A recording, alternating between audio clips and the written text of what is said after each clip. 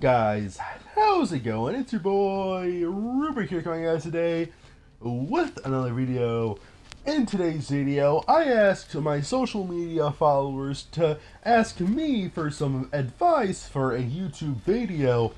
And guys, this advice is all going to be very general advice that can apply to most people watching, so make sure you stay around until the very end, because I'm sure you won't be disappointed. Yeah. And also, drop that like button already before the video even starts, because just for you guys, I turned off my fan so you didn't have to hear that annoying fan voice into the microphone, you know, that right into the microphone. So you should be glad that you're not going to have to hear that all video long. And before we get into the video, boys, let's just go ahead and open. Wait, what type of alpha pack do we have? Oh, they're giving us a beginner pack for some reason. Let's just go ahead and open this beginner pack real quick. Oh, it's gonna be something ugly. Oh, that's actually not too bad. I mean, I have black eyes for this as well, but dude, Twitch's gift, that's pretty dope, bro. That's pretty awesome. I will take it any day of the week. I mean, this is not a bad weapon skin at all, bro. For real. It looks nice. But anyway, guys, we're just going to be playing a ranked game. And first, we're going to start off by answering the advice that I specifically asked you about. And then we're going to go ahead and maybe go into some more, like a preaching style video. Not necessarily religious, but just on general advice I might have for you guys. General life takes, because I'm not sure if the advice is long enough to cover an entire ranked game, but I know if I cut the video before the game ends, you guys are going to be complaining in the comment section, oh, Rubric, why didn't you finish the entire ranked game? We really wanted him to see who wins. Alrighty, boys, we are in the game. Let's see our map options for today's game. First, we have Coastline, Night Havens, Villa, Cafe, and Chalet. So we really have two bad maps. We're going to vote to ban Night Haven, our team. I'm going to vote to ban Villa. Hopefully that helps. Both teams voted to ban Night Haven, so we're going to play on Chalet, the very classic ranked map. I feel like this is probably the most classic ranked map in the game. But our first question, as we get into the banning of operators here, is should I sell my Infinity? Man, I'm having a cough, dude. I feel like every time I try to record a video, I get like something in my throat lately. Should I sell my Infinity G30X sedan and get a Jaguar XF 2012 6-cylinder or 4-cylinder? Do a research on this and answer if possible. My brother, let me just tell you something right now, brother. Get a 6-cylinder. You do not want to be a cuckold in a 4-cylinder car, my brother, because here's the thing. They'll say like, oh, a 4-cylinder is so nice and sweet and it's going to save on gas. Brother, never. Perhaps it's because I'm an American and they live in a different country. And I feel like Europeans and, you know, like people in the UAE where he's from, they're like, oh, I drive a 4-cylinder car. Oh, I save so much money on the gasoline. Brother, you live in the Middle East. What are you talking about saving money on gasoline for? Doesn't your people have like 90% of it in the world? No, I'm just kidding. But anyways, you have to drive a 6 or even an 8-cylinder car. You can't be caught. You cannot be caught driving a 4-cylinder, brother. There's no way I can be caught driving a 4-cylinder car. You're going to look like a dude. You're just going to look like a complete beta male cuckold Joker in that car, man. The ladies are going to respect you driving a 4-cylinder. Oh, I think I'm going to drive a little 4-cylinder car to work. No, brother. You have to get the 6-cylinder, and you have to go.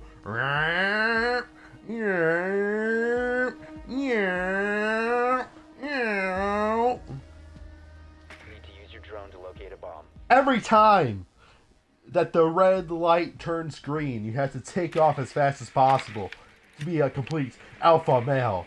And therefore, you just cannot be getting a 4-cylinder car. So we're going to rule that out of the question first and foremost. Now, do we stick with the sedan, or do we move into a Jaguar? Drone has found a bomb. Well, I'm going to look at these cars right on the spot to see which one looks cooler. Infiniti G30X7 Sedan. Infiniti. In 5 seconds to go. Infiniti G37X Sedan. Bomb's location and defuse it. Dan, that's actually pretty cool. See, I feel like also when you tell an American the word sedan, I feel like this is also kind of like a beta car type of look. But dude, G30, bro, I'm looking at the 2013 Infiniti G Sedan right now. 2012 G37, dude, these are all nice cars, bro. And for a 10-year-old car, that looks pretty dope. The ladies are not going to assume it's even that old, to be honest. Let me see. Jaguar, dude, I feel like Jaguars have a pretty... I feel like they used to be cooler in the 90s and 2000s. Okay, so these cars basically look the exact same. And so the question I have now is your car currently a 6-cylinder? I feel like it is, because, bro, if your car can currently... bro, if your car that you have right now is capable of going, and it's capable of being cool and awesome, and it's capable of playing music, why are you trying to replace it, bro? There's an old saying that goes, why are you trying to fix something that isn't broken? Because a lot of times you'll notice that when you fix things that aren't broken, you end up regretting it deeply, because of your personal connections and personal convictions as well. Op 4 last operator standing. Most people end up deeply regretting fixing something that's not broken, and that's the real problem at play here, guys. Life advice number 1: do not ever fix something that's not broken. Do not ever upgrade when you've already have a perfectly upgraded thing, because a lot of times when you upgrade, they're selling you short. They're not telling you, you know, these liberals out here, they'll say, oh, upgrading's always good, the new thing is always good, the old thing is always bad, we hate the old thing, we hate traditional values, we hate the old times, we hate everything old and with everything new. And the truth is, the new things have their problems too. A lot of times, you will miss the old thing. So I'm going to tell you right now, brother, you have to stick with your Infiniti G37X sedan, bro. You have to stick with it. It's only a 2012. My car is I think a 2004, 2006. Has 197,000 miles on it. And this dude's a mechanic too. This guy knows about the inside of cars. This guy lives in the Middle East, so he can get gas practically for free, for very cheap, This guy, he has everything going for him, so why are you trying to get rid of a car after 10 years? What you have to do is you have to start abusing the car. This car is basically your wife now. It's a wife of a car. And you just have to start abusing her, man. Every red light, speed off. Because at this point, it is getting you from point A to point B, and there's such a beauty in that, man. This is a car that gets you from point A to point B. And you guys can do anything you want together. You get one of these fancy new girls that you have to take care of. One of these preppy girls that you have to take really good care of. What is the fun in that, man? I prefer an old car that's just sort of cool with everything, man. Like, you can do everything with her. She's so cool and awesome.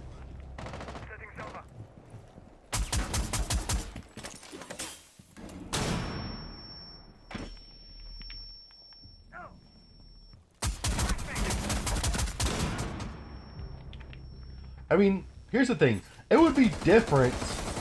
It would be different, right? If your car was never cool to begin with. Like, my car that I'm driving right now was never cool to begin with, even when it was brand new. I'm driving a Chevrolet. No, it is actually pretty cool, but the only problem with my car is, like, there's no aux. Op 4 eliminated. And it doesn't really bump, you know what I mean? When I had my Dodge Charger, it was a nice wide, it was like a wider body, it was big, it was bad, it would bump when you know, like, brum, brum, brum, brum, brum, you know, when you were trying to play the aux. This car is, the car right now is a weaker car. It says, you know, it's just it's a nice little family-friendly car. But your car right now, the Infiniti G37X, though, it's already a cool car. So, bro, and this car is your wife, bro. She can take you from point A to point B.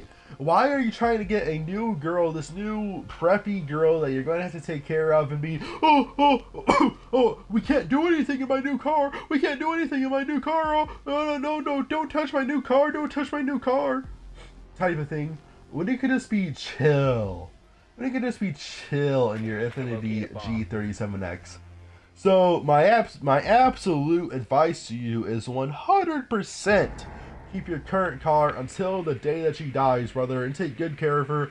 Ride her into 200,000 miles. Like 215,000 miles, something crazy like that, bro.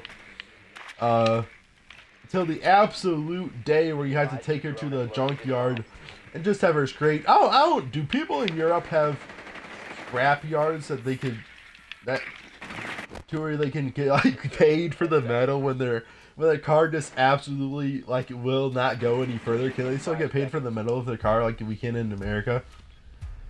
I don't know, very interesting question. Or until you had to sell your car for $700 on Craigslist or Facebook Marketplace because it's in such poor condition. That is when you get rid of your car, brother. Not right now, not the 2012. This is, dude, your car is entering the good stage of your life where you can actually just enjoy it without, it's just still going to take you to point A to point B without having to worry about anything. And, you know, like I said, you can just abuse your wife at this point in time. Just commit domestic abuse against it. And it'll be so nice. You'll enjoy it so much more than this new preppy car you're looking for. Anyway, boys, I think we have to move into the next question. This next question is going to be really, really good, boys. Trust me. What should I do if I covet my neighbor's wife? So, guys, I had to Google what covet means.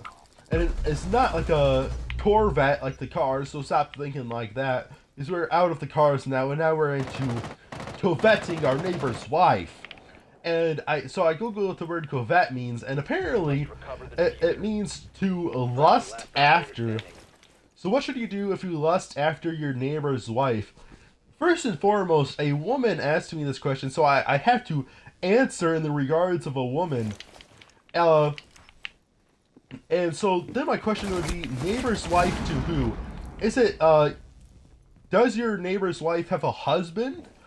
If so, that likely, would predict that your neighbor's wife is a straight female and you're a lesbian. So that's actually the first problem. Not the fact that she's married, but the fact that she wouldn't be into you. And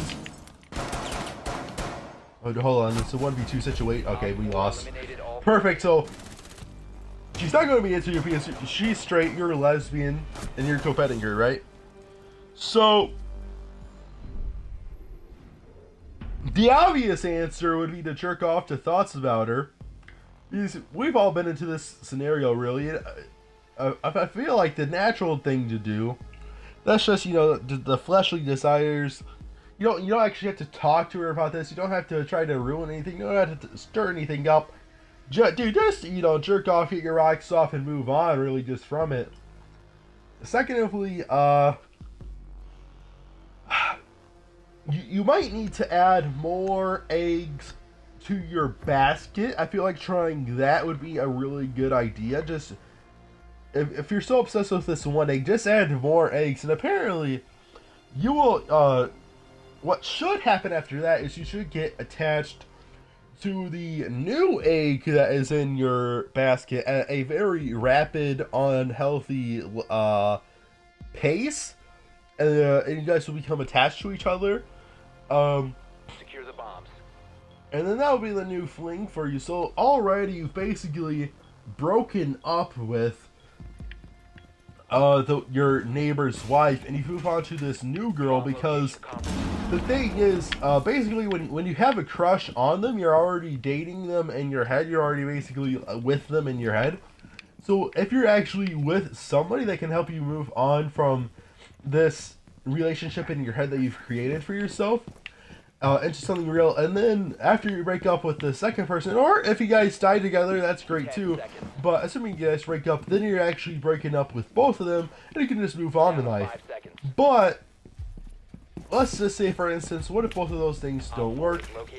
Then you could just become family friends with them, invite yourself into their house while the husband is at work, because the thing is, here's a big advantage you have going for you. Bro, you're literally a female, and she doesn't know that you're lesbian, so, dude, she's going to invite you into your house so fast when the husband is at work, and then, bro, you just have to rizz her up, and you could probably get with her, bro. It could definitely be possible. You just gotta, you basically, not attack her, but you have to put yourself onto her, while the husband is at work. You don't take no for an answer, basically. You just have to be the alpha in this situation, and unfortunately, the neighbor's husband is going to have to be the beta in this situation.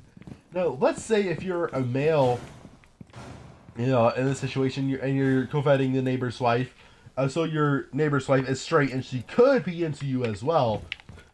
You have to first ask yourself some questions. Are you a handsome fella? Would you be? Let's just be fully reasonable and real with ourselves here. Are you the alpha? If you and the neighbor's husband were compared, would you actually be the alpha male compared to him? And if so, yeah, just go ahead and just put yourself onto the neighbor's wife. That's totally cool. That's totally fine. There's nothing morally wrong with that, really, when you think about it. I mean, if you do that, the thing about that is your neighbor's wife just shouldn't be a slut, man, and that's all there is to it. Nobody can help the fact that you wanted to, they had those sort of feelings and desires. That's not anyone's fault, right? So, and the thing is, if the neighbor's wife is, if the neighbor's husband is going to be a beta and have his wife cheat on him while he's out at work trying to support the family, that's just what happens to a unfortunate portion of men nowadays. And he should have been more careful, bro. He should have been the alpha male, but he decided to be a beta male all his life, and unfortunately, that's just what happens sometimes. And that's just really up to you, how far you go with that. Perhaps just from like a one-time thing to, you could just steal the wife fully, and she could become your wife. But then the thing about that is, she's already proven to you that if she's married to a beta, she would sleep with a more alpha person. And so, do you really want that to be your wife as well? You can't really take, because then if you're making her your wife, you're taking over the beta position of the husband. So now you're becoming the beta male, actually, and so that's not a fully good answer either. So the answer is you just gotta fuck her, man. You just gotta go over while the husband's at work and advance yourself onto her, harass her in a legal way, in a perfectly legal way, in a way that would not be breaking any laws, really. And then just but make an advancement. You have to be the alpha male, even though you're a woman, even if you're a lesbian. You have to be the alpha woman, because even in lesbian relationships, there's still the alpha female. So That's just my answer for you. Secure the area. But Keep whatever the you bombs do, protected. that's the thing that really sucks about it, because even if you have a crush on her, though, you cannot let the relationship advance at all, because then what's going to happen is she's going to divorce her husband for you, right? But then you're going to become the beta husband that gets cheated on when the alpha comes over when you're at work. History's going to repeat itself, and you cannot let that happen to you. So therefore, you cannot let the relationship advance into a serious stage. You just can't take her seriously at all. You just have to use her as much as possible. Just use her and move on, bro. You cannot be taking her seriously. You cannot be taking her emotions into account at all. You cannot be taking her feelings into account at all. You just have to see her what you want to see her for. Have the dates be over a couple of times. You know, have a nice little nap. Have a nice little nappy nap at their house. Just a nice little innocent sleep at their house. Drink a nice bowl of soup.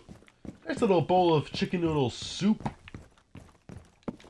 Slurp up the soup at their house, you know. But just don't let the emotions of it all get to your head. You cannot. You have to have a solid wall in front of you for the emotions. You cannot ever respond to her emotions or to her values or to her ethics at all whatsoever. And when she says that she doesn't want her husband finding out, when you first go over there, when you first try this advancement, she's gonna be like, oh no, I don't want my husband to find out. Every single woman that has ever cheated in her life, and there's billions of them on this earth, has said, oh, I don't want my husband to find out in the first 10 seconds, okay? But you just have to push on to the 15th second, and then she gives in. So it's very easy, but just don't let yourself get attached, and don't take no for an answer, and don't take yes for an answer. Okay, don't let her say no at first, but then don't let the yeses continue into something more significant. And boys, we already took an epic 4-1 dub, but the problem is we still have more advice to give. So we're going to have to play another ranked game. Unfortunately, we have a couple more questions, so... Alrighty boys, we are now into the second ranked game of the video, start of the map ban phase. Okay, these are all decent maps: Clubhouse, Consulate, Bank, Border, and Emerald Plains. Why are they all banning to ban Consulate over Emerald Plains? I feel like Border is also worse than Consulate. Bank, all right, let's go. Decent little map option we got going for ourselves here. I don't know if I was really in the mood to play Bank, but it is what it is. Alrighty boys, while we are banning the operators, let's go ahead and get into the third question of the video.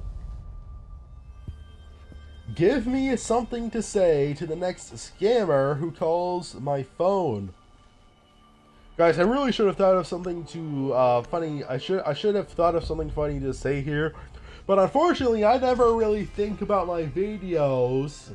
I just hit record. But what is something good to say to the next scammer to call your phone?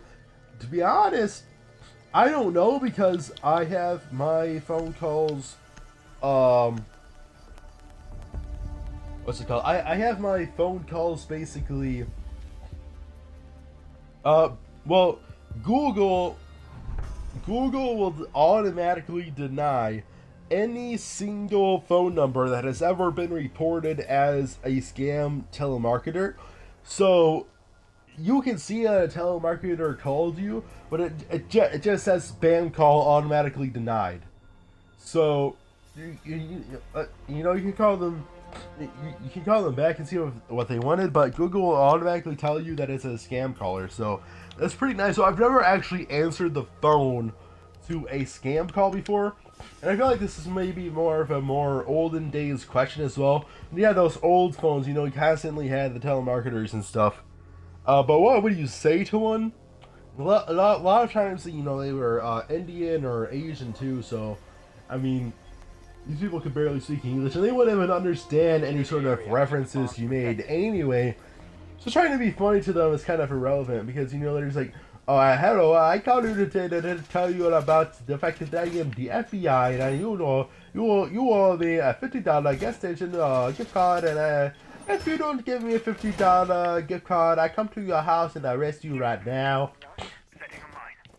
And if you try to say something funny in return to that, they're not going to understand a word you're saying, bro. Like, they're not going to understand any sort of reference at all. 10 seconds. And so that's the thing we have to recognize first. But if you're ever in this case scenario to where you've picked up a telemarketer, a scammer phone call, and you want to say something funny to them, you could just be racist. I feel like being racist is always a good option, because that will always be like a funny option when we're just racist towards them. Just make as many, you know.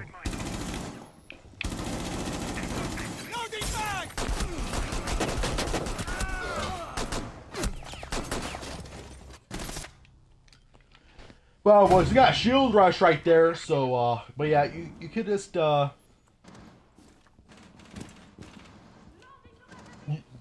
could probably just politely and calmly say the N-word, but say it in the middle of your sentence.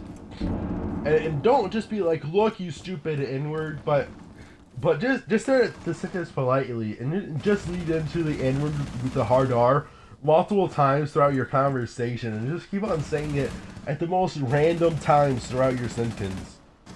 I feel like that could work. That could be good. Make offensive stereotypes about their home country, whatever you assume their home country is. That could work.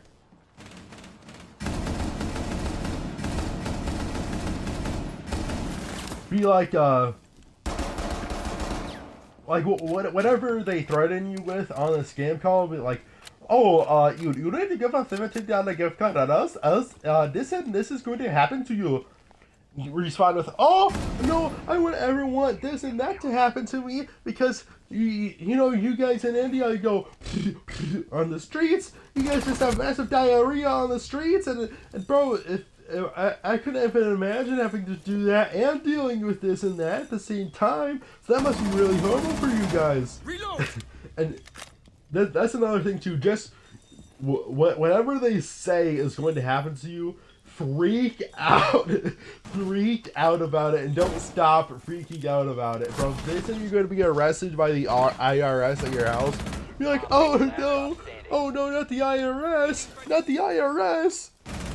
And just keep on explaining to him how afraid of the IRS you are, and make up a fake story from the IRS. This one time, I was sitting in the back of a McDonald's, and an IRS agent sexually harassed me. He wouldn't take no for an answer, so now I'm just so afraid that the IRS is gonna come to my house and rape me again. You can say that to the Indian guy on your telephone. That would be a very good thing to say. That would be a very good, you could pretend that you're inside of a Barnes and Noble's environment. That you're currently walking through a Barnes and Noble's specifically. So whenever he starts talking really loud, be like, shh, we're in a library. And see if he starts whispering to you. See if he starts see how quiet he'll start talking while he's still trying to talk to you. And then, so do that. And then, just in the middle of this conversation, while this guy's giving you the whole IRS spiel, whatever he's trying to say to you, just interrupt him in the middle of the conversation and be like, so what book would you recommend? Ask him just for like a book recommendation in the middle of the video, or I don't know, say that you're looking at like the most ridiculous book possible, like Mein Kampf or the Industrial Revolution and its Consequences or something like that. Be like, what would it be a good book that you recommend? And it'd be like, I don't know any good books. What are you talking about the books for, ma'am? I do not know any good books in the library. What do you have been talking about right now, ma'am? I don't even understand. I just tried to call you, but the IRS trying to arrest you, ma'am. We have $50 gift card right now, ma'am. And be like, yeah, but I just don't know what to read. Between how to successfully play Minecraft and why Hitler was right about the Jews, I'm just not really sure what to read right now. And be really obnoxious about the questioning as well. Oh my gosh, that'd be a pretty good possibility for a phone call. So I feel like that's a good there's a few good possibilities for you right there that I just like. No, don't kill me, bro. Don't kill me, bro. Okay. Oh man, my teammate almost killed me right there. Yeah, I guess that is a good few possibilities. We're heading down to a 2v4. I haven't really been paying attention much to this game so far. Let's just go ahead and finish this round, and then I'll get into the fourth question after this round. Hopefully I can pull off a little clutch with my 25 health. One friendly operator remaining. I almost had the N-word right there, I'm not even gonna lie. I had the N of that N-word on my tongue ready to come out like PewDiePie at the bridge. All friendlies. But we'll avoid that controversy today.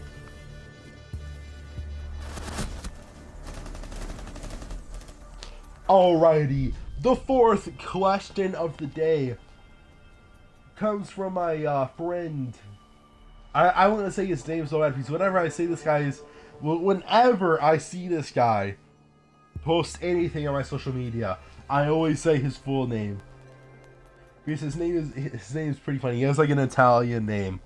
And you know, whenever you're mentioning Italians, you have to call them by their name because it's so funny to say Italian people's names for whatever reason. When you're in the middle of the grocery store and something, and you just say their name. Have you guys ever seen a TikTok of an American talking to an Italian, talking to their Italian husband or something? They will always say their full name. Even when they're married to them, they will still say their name, bro. It's so funny. But anyways, how to spoon. I'm going to go ahead and cut to the video, actually. Alrighty, boys. So this seems like sort of a silly question for an Italian to be asking an American, because you would think it's the other way around with, you know, just the stereotypes and everything like that, our histories and stuff. But here's how I spoon as an American. Typically, I just look for like a nicer, like smaller spoon for most things to eat. And so, like a nice smaller spoon that maybe feels nicer in the hands, you know? Something like this. And this, you know, it's a little skew. I mean, I'm using my left hand because I'm using my right hand to record, so this doesn't look natural. But just something that feels nice. Nice little slimmer metal, maybe with a wider top, and then, yeah, just a nice little spoon. However, these big spoons come in handy, not necessarily for soup, but I like to mix things with the really larger spoons. Give it a little mixy mix. So that's what you use the big spoon for, is just to mix things, really. I mean, what other type of spoons are there? Oh, there's these weird flower spoons my mom has. I don't like these because they don't have the narrow section, and they feel very, I just do not like how they feel holding them compared to the regular metal spoons.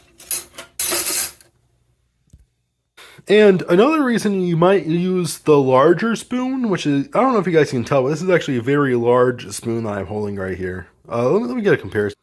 Yeah, so the right is sort of like a more normal size spoon that I typically use. And this left spoon, like I said, it's good for mixing, but it's also good for spreading things. Like if you're making a peanut butter and jelly sandwich, you know, spreading the peanut butter on the bread. I only eat peanut butter actually, so spreading anything on toast, the big spoon is really good for. Spreading pizza sauce on the pizza, the bigger spoon is really good for. So that's what I would really be using the big spoon for. But I'm definitely a little spoon kind of guy. I really enjoy the little spoon a lot more. It's so much more ethical. I feel like you can really enjoy the moments of eating when you're the little spoon a lot more, to be honest. And it really just, it feels nicer, it feels more comfortable when I'm using the little spoon. So yeah, I'm definitely a little spoon kind of guy, kind of person, really. Alrighty guys, so that is actually how you spoon. And that was the final question of the day. So yeah, now we have this full other ranked game to be playing, and I haven't been paying attention all game long. Dude, this is not a good gun. Why do they keep on giving me Bandit as my random? The Bandit MP7. Oh my god, bro. It just got instantly headshotted. We're down to 3v5, and okay, 3v4. Let's go, boys. Brendan Weir, I've never seen anybody play for a year because I just sort of got back into this game after being in Poland for a kind of a while. Oh no, he's about to get shot. He's also playing at the MP7, and it looks like boys. Nice little. Oh no! Don't just stand there after creating that hole, buddy. Yeah, no. Switch back to primary weapon. There you go. Oh my gosh, that guy was. Oh, the epitome of retarded. He just stands there after making a gaping hole in the wall, and then he tries to knife the hole in the wall. God damn, that knock was goated, bro. Yeah, 12-4. We lost in the 9th round of overtime. Heartbreaking defeat. Very common for, very representative of sort of how it's been lately for me. Just the most ironic, the most harsh possible defeats I've been facing constantly. It seems like throughout the past few weeks, solid few weeks. And I'm just looking to get back into a winning state of mind, boys, to be honest with you. But I hope you guys enjoyed this video, and if you did, please hit the like button down below and comment down below and subscribe. And I'll see you guys in the next one. Peace.